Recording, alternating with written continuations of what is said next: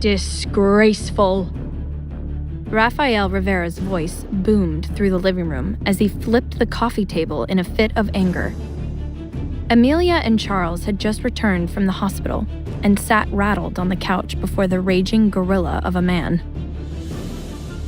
How could you two be so negligent with your futures and reputation of your families?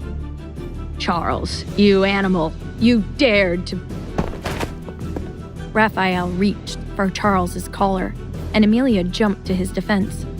Dad, it wasn't Charles. He's not the father. Raphael's voice growled. What do you mean he's not the father? If the child does not belong to him, then who the hell is responsible for this? I know that this sounds bad, but I don't know. From the other end of the couch, Amelia's conniving stepmother, Valentina Riviera, all but clutched her pearls. Such an indecent girl. Raphael shot his wife a look. Valentina, please. I'm handling this. I've always warned you that you give your eldest too much grace. I told you she's not as virtuous as she looks on the surface. Are you going to believe her when she claims to be the next Virgin Mary? Shh. Raphael shushed her, then turned to Amelia with a solemn look. Amelia, tell me something. Did a man force himself on you? Part of Amelia wanted to say yes and pretend she had no fault in it. But no matter how mad her father would be, she didn't have it in her to lie. They both chose to share themselves with each other that night, and this was the consequence of both their actions. No, Dad, it wasn't like that. I wanted to be with him that night. Just then, her half-sister Sophie chimed in, hungry for the chance to talk down to Amelia. But you didn't know who he was? Like, you jumped a gross rando on the street? How could you do that to poor Charles? He's so good to you. Amelia glared at her younger sister. Stay out of it, Sophie. It's none of your business. Valentina rose. Do not speak to my daughter like that. Amelia, it is exactly her business if you're tarnishing the Riviera name. Sick of how Valentina and Sophie always gang up on her, Amelia snapped. I know I made a mistake, but I'm taking responsibility for it. Sophie is hardly innocent herself. Did you know? She brought drugs to the club on my birthday. And maybe I can't prove it, but I know you put something in my drink that night, Sophie. Even after I told you I didn't want to take it. That would make this your fault too. Raphael slammed his hand against the wall and everyone froze. That's enough. Not another word. Raphael took out his phone. I'm calling the clinic. We're getting rid of this problem now. Amelia desperately grabbed the phone from her dad. No! He pierced her with his eyes. What do you mean, no? I think I want to keep my baby. I'm an adult now. It's my decision. Once again, Raphael's face grew dark. Not in this house, you won't. If the media gets word of this scandal, it'll ruin my mayoral race. I'm running for re-election on a platform of godly family values and respectability. Amelia interrupted with a scoff. But your stance against abortion doesn't count here? That is so hypocritical. Raphael slapped his eldest daughter for the first time in his life, and Sophie giggled at her sister's fall from grace. The sting on Amelia's cheek brought rage to her eyes. In her heart, she directed that rage at the man who knocked her up and left her all alone in this. The man who should be sharing the pain of the slap she just received. Amelia stood and walked to the foot of the stairs. I agree that I was irresponsible, and this really sucks. But we're not in ancient times anymore. I can be an unwed mom and not get stoned. Raphael walked to the front door and opened it. Not in this house. If you keep that child and ruin your future, you will do it on your own, and without the support of my bank account. Amelia stormed out of the house, and Charles hurried after her, catching up with her on the porch. Amelia, wait. If you need a place to stay, I'm sure my parents will let you. She turned to him with sad, glistening eyes. I'm sorry about this, Charles. With graduation and Columbia starting in the fall, you deserve better than this. You shouldn't have to be tangled in my mess. Charles furrowed his brow. What are you saying? A sad smile crossed her face. Sophie was right. You are a good man.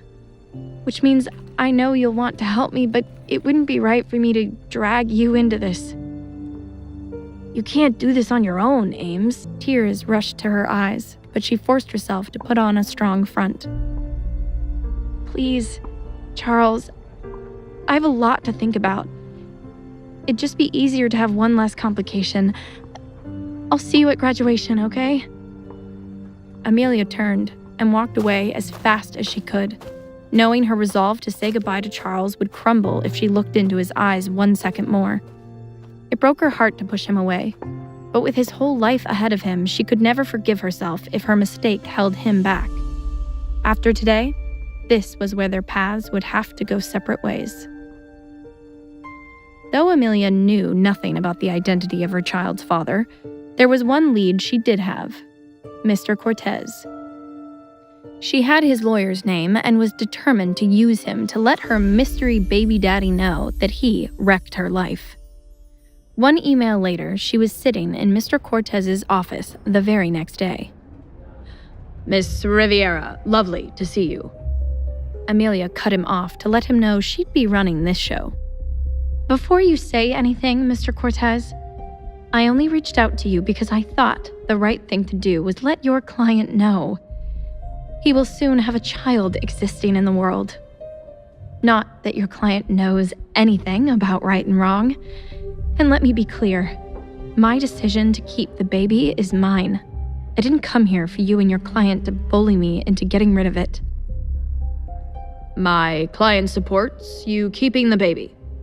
Mr. Cortez folded his hands with a curt smile. Amelia was taken aback, having expected some sort of fight. Wait, really? Well, he still has no intention of being present in the child's life and will remain anonymous. She rolled her eyes at this. So, he's still as awful as ever. The lawyer placed a familiar document before her. If you recall, you signed this NDA. And in that agreement is a clause that dismisses my client of any and all parental responsibilities should you end up with child. Mr. Cortez was amused by the stunned look of disgust on Amelia's face. Do you not read the things you sign? As a lawyer, I'd advise against that. That's some free legal advice for you. This man had a talent for finding ways to make her feel worse about herself. I don't know why I bothered to come here. Have a good day, Mr. Cortez. He quickly stood to stop her. Miss Riviera, I promise you'll want to hear what I have to say next. Though he is not legally required to, my client is offering to cover the child's medical costs and provide a stipend for living expenses until they turn 18. For a full minute, Amelia was speechless. She studied Mr. Cortez with suspicion. Is this for real? It's not like him to do the right thing. What's the catch? The lawyer reclined with a smug grin she wanted to slap off his face.